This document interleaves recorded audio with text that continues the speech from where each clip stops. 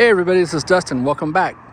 So today I'm looking at a brand new 2025-2026 Alliance, and this is just going to be a short little guy. Basically what I want to talk about is this solar panel was, to my, as far as I know, this is a factory installed solar panel. So this solar panel was installed too close to this vent.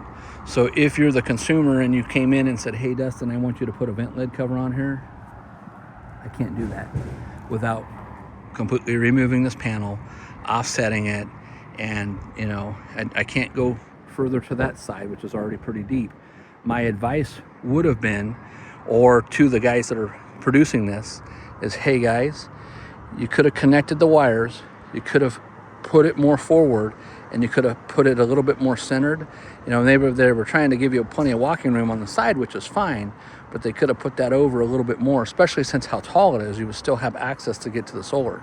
So now if this owner decides, hey Dustin, I want you to put a vent on, see those hinges? I can't get to that to put that on without it, messing it up. So anyways, that's just my gripe for the day. Make sure that if you're going out shopping for a new one, that you catch small stuff like this, or if you've hired an RV inspector or something like that, that's something that they would do. But this is not a situation where I could call back to factory and say, hey, you pay me to reposition it. They're just going to say, I'm sorry, that's how we stuck it on there. So, all right, well, hey, you guys have a great day. This is Dustin, RV Specialist.